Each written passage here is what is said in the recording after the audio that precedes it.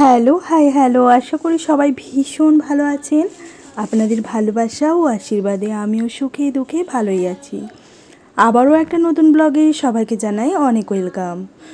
আজকের ব্লগটা সকাল থেকেই শুরু করলাম। সকালবেলায় এখানে আমি একটা বেডশিট নিয়েছিলাম, একদম নতুন ছিল। আর আজকে যেহেতু বিপত্তারিণী বার, তো ভাবলাম পুজো পাঠের দিন একটু নতুন বেডশিটটা দিয়ে রাখি।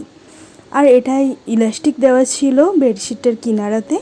খুবই সুন্দর আর খুবই কম প্রাইসে আমি মিশো থেকে নিয়েছিলাম। ওই 293-তে আমি এই বেডশিটটা নিয়েছিলাম, উইথ দুটো পিলো কভার ছিল। তো ঘরের কাজ গুছিয়ে আমি সকালে টিফিন বানিয়ে ফেললাম। এখানে আমি চিড়ের পোলাও বানিয়েছি, তাও আবার স্প্রাউট মুগ দিয়ে। খেতে কিন্তু খুবই ভালো হয়েছিল। এটা ছেলের টিফিনে যাবে আর হাজব্যান্ডও এটা ব্রেকফাস্ট করে যাবে। তার সাথে এখানে শসা আর একটু খেজুর দিয়েছি। আর আজকে ছেলেকে একটু ছোলার ছাতু দিয়ে শরবত করে দেব। এটা খেয়েই ও আজকে স্কুলে যাবে। রোজ রোজ ওই দুধ বিস্কুট খেতে কিন্তু একদমই ও ভালোবাসে না। সেই জন্য সকালবেলা কিছু কিছু অন্য অন্য জিনিস বানিয়ে দেওয়ারও চেষ্টা করি। তো সেগুলোও আপনাদের সাথে অবশ্যই শেয়ার করব। আপনাদের যদি ভালো লাগে অবশ্যই কমেন্ট করবেন, লাইক করবেন। তো এখানে কিন্তু চিড়ের পোলাও রেডি হয়ে গেছে। আর আমি এখানে টিফিন বক্সটা সাজিয়ে নিচ্ছি। তো আজকের বিপত্তারিণী বার যেহেতু, আমি তো কিছুই খাবো না, বারে থাকবো। আর কিন্তু তবুও তো রান্নাবান্না তো করতেই হবে। তো যেহেতু রান্নাবান্না করতে হবে, তাই সকাল থেকেই আগে ঝটপট করে রান্না করে নিয়েছি।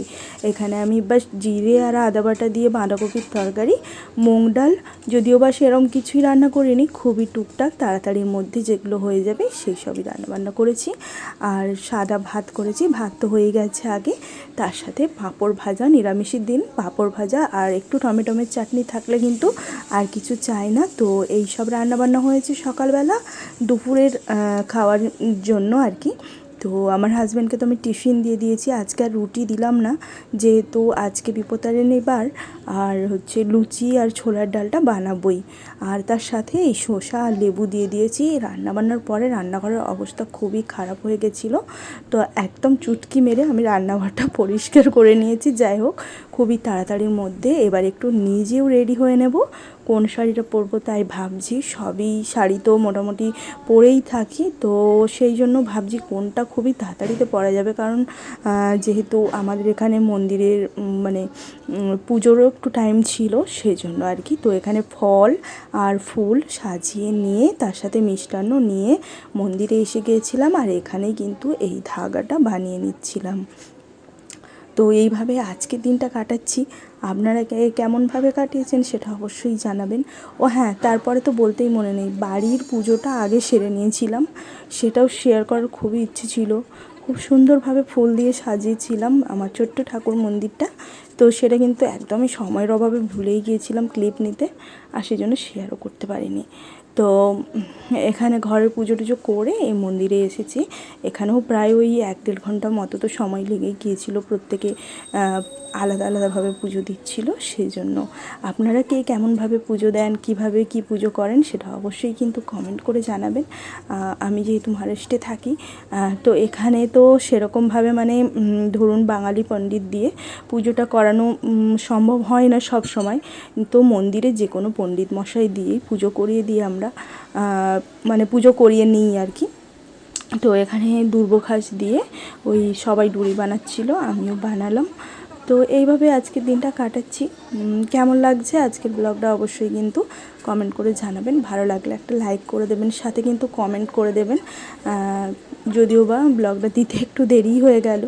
তো কী করব বলুন, সংসারের সমস্ত কাজ সেরে কিন্তু এই ব্লগগুলো এডিটিং করি।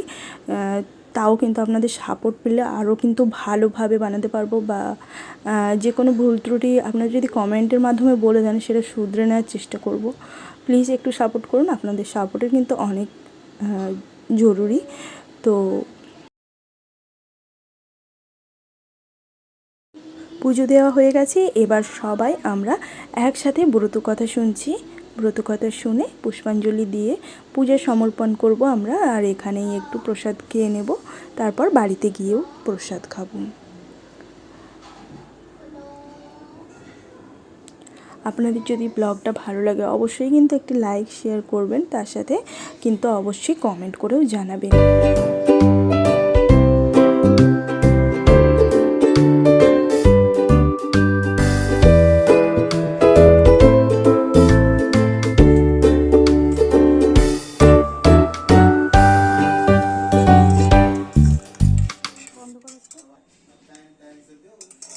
পুজো শেষে বাড়ি এসে একটু ফল টলই খেয়েছিলাম, আর একদম সন্ধেবেলা সন্ধে দেখিয়ে আমি রাতের খাবারের জন্য লুচি, ছোলার ডাল আর সুজি বানিয়ে ফেলেছিলাম। তো এই ছিল আজকের ব্লগ। কেমন লাগলো অবশ্যই জানাবেন, ভালো লাগলে তো প্লিজ একটা লাইক করে দেবেন। তো এখানে সুজিও বানানো হয়ে গেছে আর তার সাথে ছোলার ডাল আর লুচি। তো এই ছিল আজকের খাওয়া দাওয়ার। তো আপনারা কে কীভাবে কাটালেন সেটাও কিন্তু কমেন্ট করে জানাবেন। আর অবশ্যই মা বিপত্তারিণী সবাইকে বিপদ থেকে রক্ষা করবে এই কামনা করি। আর আজকের ব্লগ এই অবধিই থাকলো। আবার দেখা হচ্ছে নতুন ব্লগে। ততক্ষণের জন্য সবাই খুব ভালো থাকবেন, সুস্থ থাকবেন।